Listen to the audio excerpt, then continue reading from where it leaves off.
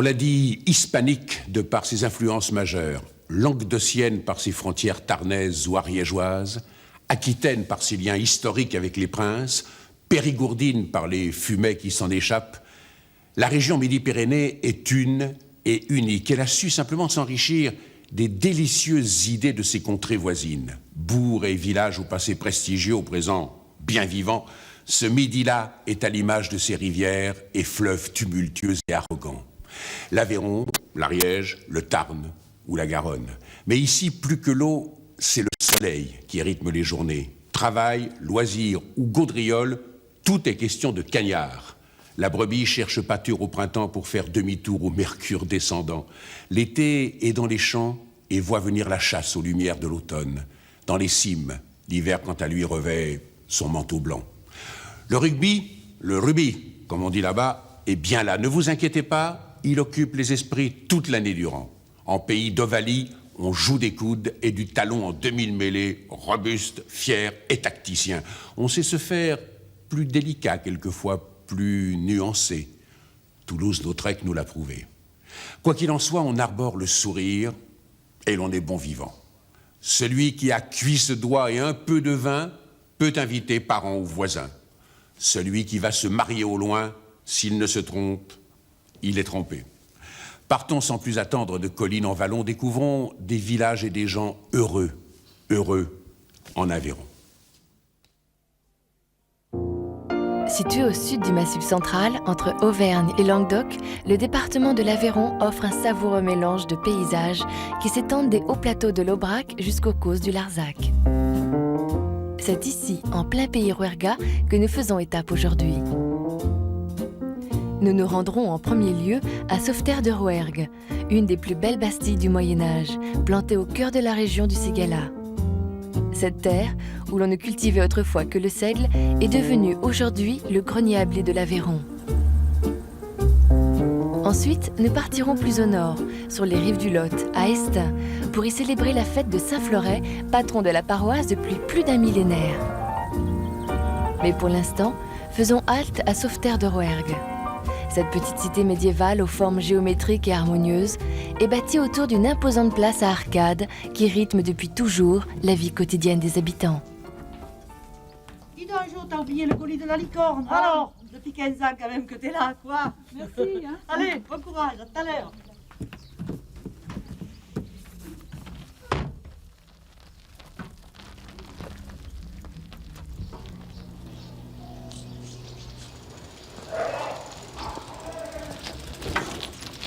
Bonjour Claude, j'ai une lettre. Ouais, depuis que tu fais ça, ça fait combien de temps? 15 ans. 15 ans que tu fais de maison en maison, là? Oui. C'est un véritable gruyère, Sauveterre. Hein. T'as plus de boulot maintenant que pendant l'hiver.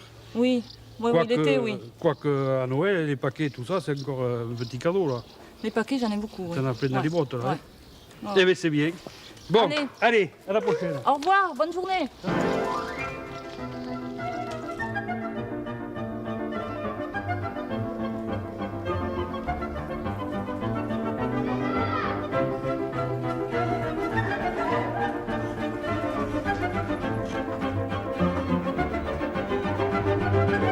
À Sauveterre, tout le monde connaît Jocelyne la factrice. Son métier, elle l'accomplit avec ardeur. Pour rien au monde, elle ne troquera sa bicyclette contre une voiture à la ville. Elle aime trop sa bastide. Alors Claude, qu'est-ce que c'est une bastide? Les bastides, ce sont les villes nouvelles du Moyen-Âge. Il y a 3 sortes de villes nouvelles au Moyen-Âge. Il y a les castelnaux. Les castelnaux, ce sont les villages regroupés autour d'un château, sous l'autorité du seigneur. Les sauvetés, ce sont les villages groupés autour des abbayes ou des monastères, dont le territoire est marqué de croix et dédié à la paix de Dieu. Et les bastides, c'est un changement de mentalité du système féodal à l'urbanisation, à la campagne. Alors la première bastide a été créée en 1221, c'est Cordes dans le Tarn, et la dernière bastide a été créée en 1373, c'est la bastide d'Anjou, dans l'Aude. Et Sauveterre a été créée en 1281 par Guillaume de Mâcon, sénéchal du Rouergue, et rattaché à la couronne en 1284.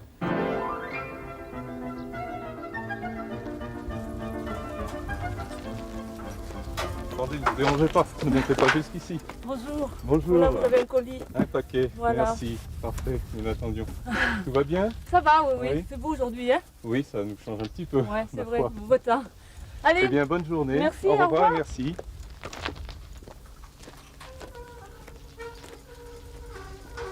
Nous nous trouvons ici au sein de l'atelier La Licorne, atelier de sérigraphie spécialisé dans la reproduction de tapisseries anciennes.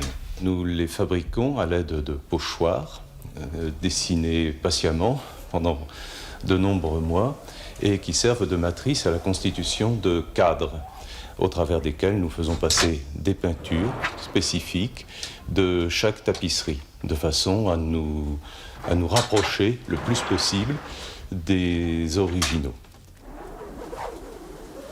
Il est certain que les activités artistiques et artisanales ont toujours bien prospéré à Sauveterre, qui est un lieu calme, qui sans doute mérite aussi, à l'instar de nombreux autres villages, de vivre et de perdurer.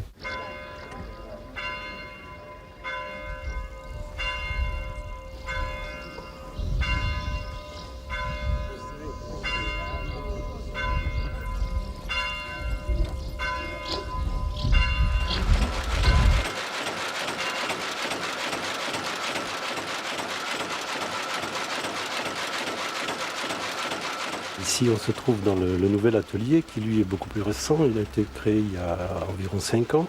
Le but, c'est de faire un tissage, mais de gagner du temps pour imiter le tissage fait main, comme au buisson, comme au gobelin, où il faut environ 1 an pour faire 1 mètre carré.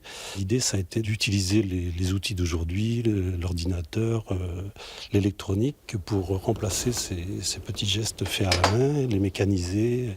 En gros, il y a la lecture d'une image avec un scanner, le traitement de cette image avec un logiciel destiné déjà au tissage. Toute cette somme d'informations est ensuite importée dans un second ordinateur qui, lui, va commander le métier à tisser fil par fil, couleur par couleur, mais à très grande vitesse. Là où il faudrait donc 6 mois, 1 an, dans une journée, on peut faire le même travail avec de mieux en mieux rendu fait main. On peut reproduire des photos d'identité, on peut créer n'importe quel motif à la demande d'un client.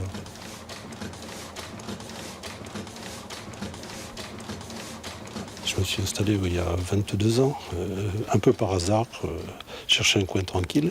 Sauveterre a tout un patrimoine, une bastide intéressante, encore quelques traditions, vieux métiers d'artisanat. Ce phénomène bastide est surtout concentré dans le sud-ouest de la France. Et lorsqu'on décidait de créer une bastide, c'était à un moment donné, on décidait de créer une ville. Et c'était donc... C'est une forme d'aménagement du territoire. Exactement, c'est l'aménagement du territoire. On commençait à tracer la place et autour de la place, on construisait la ville. Toutes ces maisons, elles étaient construites en bois. Les 3/4, c'était du bois, puisque effectivement ici, c'était le lieu, c'était le bois. Moi, je pense qu'ils coupaient le bois, ils le montaient, puis si le bois était droit, il était droit, mais si la maison penchait, le penchait. Il n'y avait pas de meubles autrefois. Et bon, on montait la maison. Et d'ailleurs, les penchés, parce que, bon, comme il n'y avait pas de lit, on dormait assis, donc il fallait... Et d'ailleurs, je te dirais une chose que vous ne voulez pas le comprendre, mais on ne dort couché que depuis la guerre de 14, ou guerre plus avant. Et les premiers lits, c'était sous Louis-Philippe, sous l'Empire.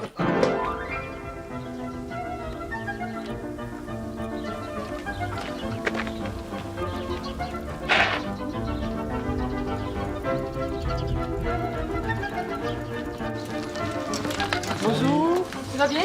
Ça va. Tiens, je t'amène le colis. Voilà. Quelques factures peut-être? Oh, encore. Bon, allez. Faut y aller parce que je suis en retard aujourd'hui. Ouais, moi aussi. Les cheveux qui m'attendent. Allez, au revoir.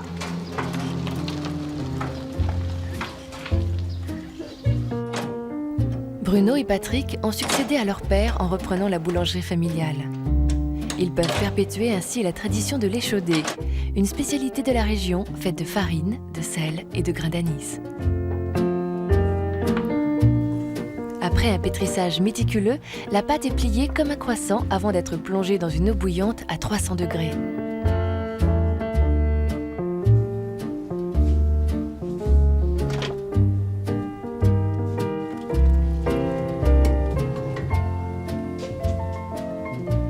Trempés dans du vin ou du café, les échaudés sont fort appréciés dans la région.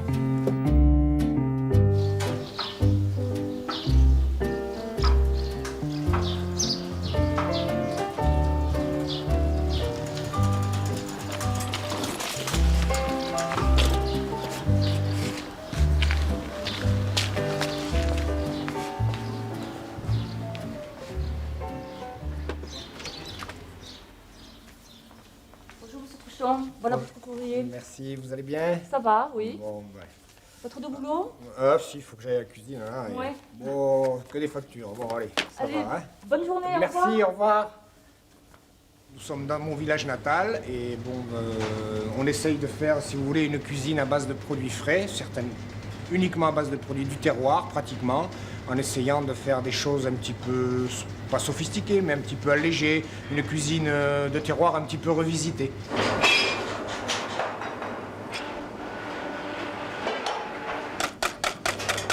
Ce village de Sauveterre est très très très attachant.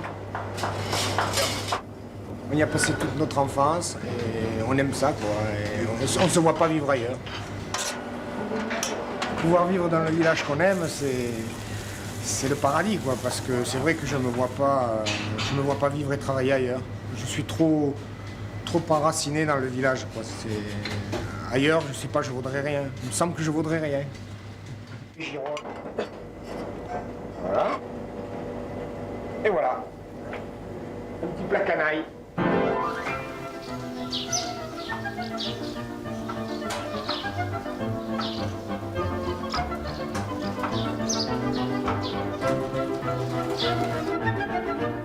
La restauration de Sauveterre a débuté il y a une trentaine d'années à peu près.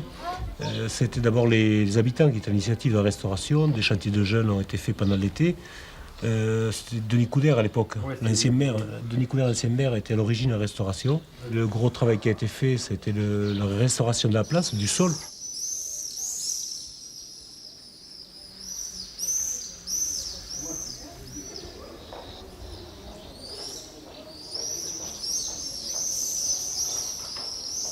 À partir de là, il y a eu donc un développement économique, des commerces sont rénovés, ont ouvert, la place est redevenue plus vivante. Ces dernières années, on a réussi donc à faire ouvrir une pharmacie, un médecin s'est installé. Lorsqu'il y a une pharmacie dans un village et lorsqu'il y a un médecin, c'est que la commune est en bonne santé.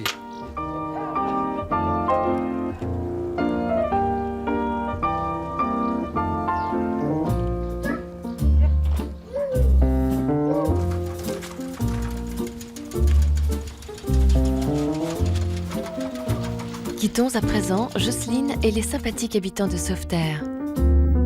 Et rendons-nous au pays de la vigne et de la châtaigne, à Estaing, jolie petite bourgade nichée au cœur de la vallée d'Olt. Chaque premier dimanche de juillet, les habitants d'Estaing célèbrent avec un faste tout particulier la fête de Saint-Fleuret. Au 7e siècle, l'évêque Fleuret, de retour de voyage à Rome, mourut à Estaing après avoir accompli plusieurs miracles.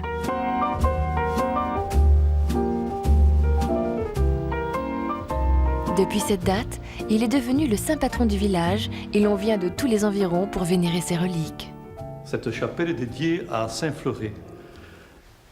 Les paroissiens d'Estaing ont mis en honneur dans cette chapelle la chasse reliquaire. Et les pèlerins qui viennent du Cantal, de toute la région, de la montagne, de la vallée, spécialement des agriculteurs, viennent vénérer ce saint qui a été le protecteur de notre cité, le protecteur de la paroisse. Il y a des rues Saint-Fleuret, il y a des écoles Saint-Fleuret. Jusqu'à la Deuxième Guerre mondiale, dans chaque famille, il y avait un fleuret ou une fleurette. C'était un prénom très usité dans la région.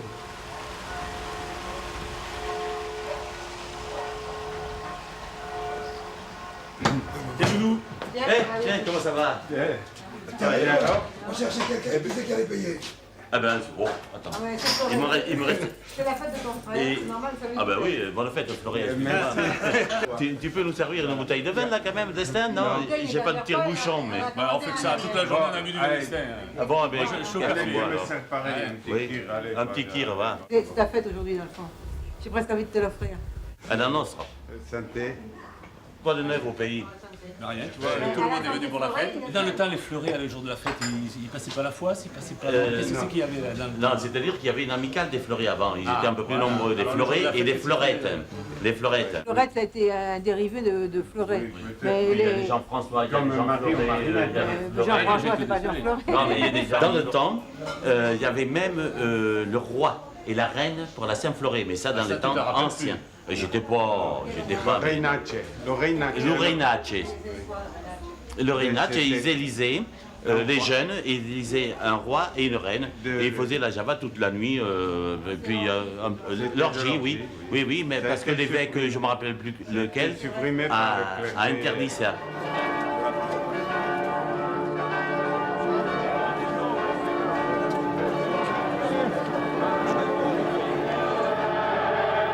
Agriculteur du Nord Aveyron, éleveur auvergnat du Cantal, habitant d'Estaing et de ses environs, tous se sont donné rendez-vous à l'église afin d'y vénérer le bras reliquaire de Saint-Fleuret datant du XVIIe siècle.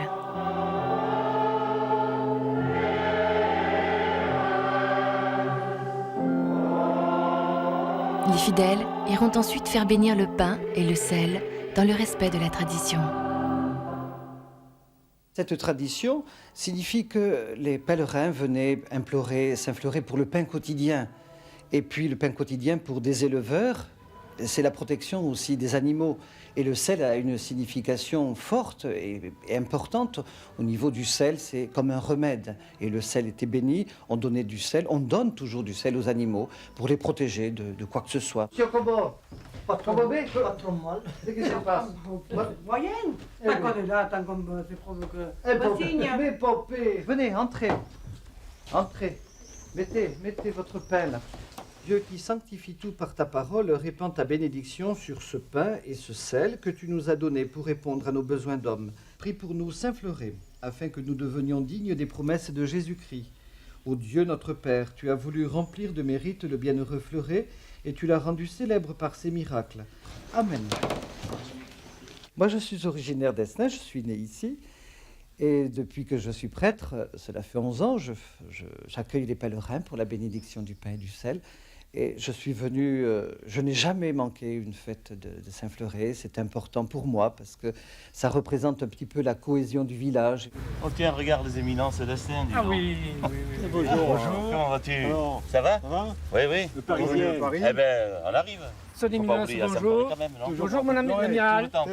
L'amiral, bonjour. J'arrive pas à louper beaucoup, hein. Non, c'est vrai. Vous prenez le frais là ou qu'est-ce que vous faites? Oui, on était en train de préparer la procession. Tu fais toujours le cardinal, toi?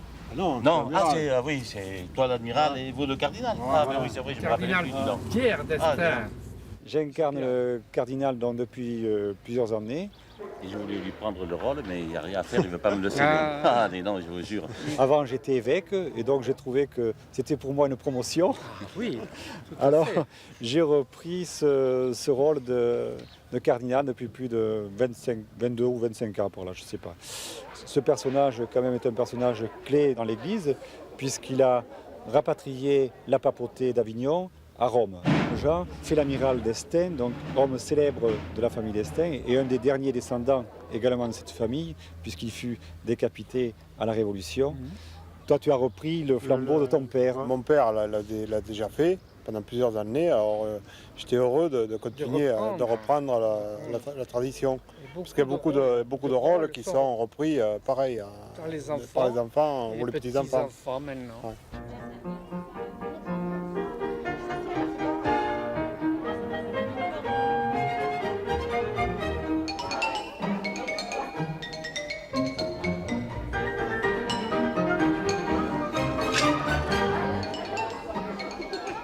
Chaque année, on change de rôle.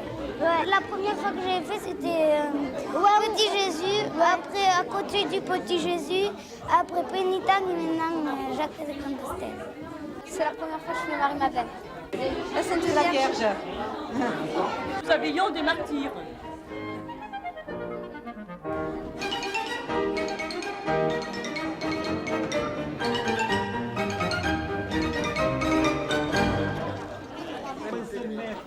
Une fois les costumes endossés, tous les participants se réunissent sur le parvis du château.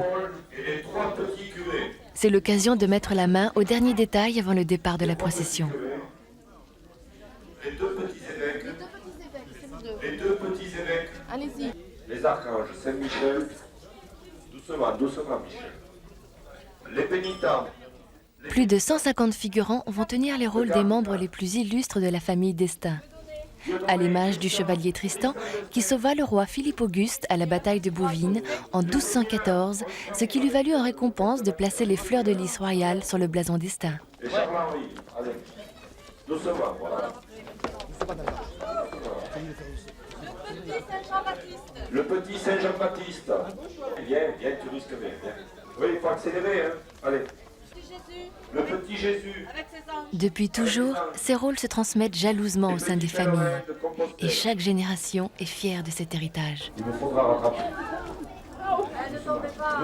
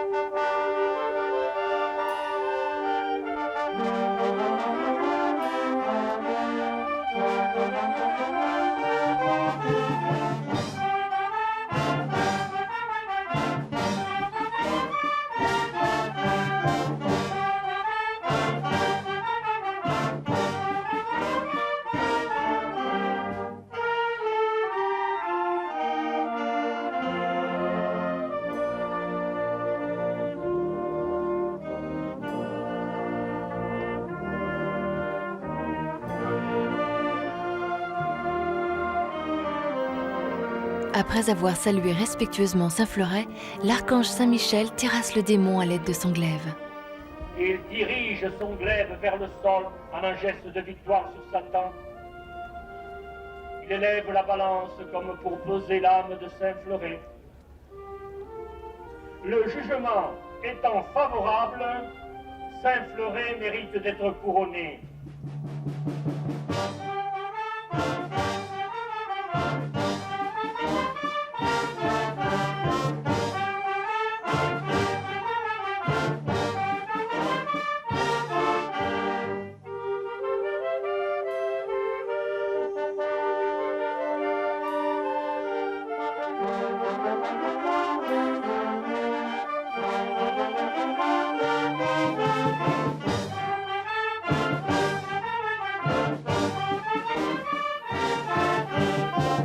Je pense qu'il y a une qualité de vie qu'on doit conserver, garder. Bon, la tradition de Saint-Fleuret en est un exemple. Tout à fait. Je crois que Tout ça nous entraîne à garder cette mémoire du passé et attacher en même temps au patrimoine qui existe. Mais ça ne veut pas dire qu'on doit rester enfermé non plus sur ce passé.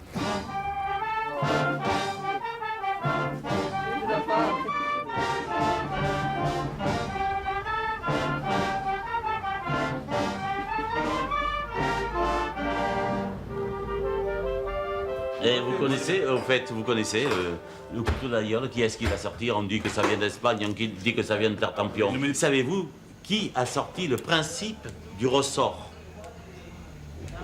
Non, eh bien, c'est l'amiral d'Estaing, quand il était dans la rade des Saintes, au moment de la conquête des Amériques, il s'ennuyait tellement pour attendre les Anglais. Lui, ses troupes étaient en pleine forme pour attendre les Anglais les attaquer. Eh bien, il a inventé le principe du ressort. Et il a donné ça à un ingénieur à Thiers. Vous regardez sur le livre de Cornet d'Acier et vous verrez que ce que je vous dis est vrai.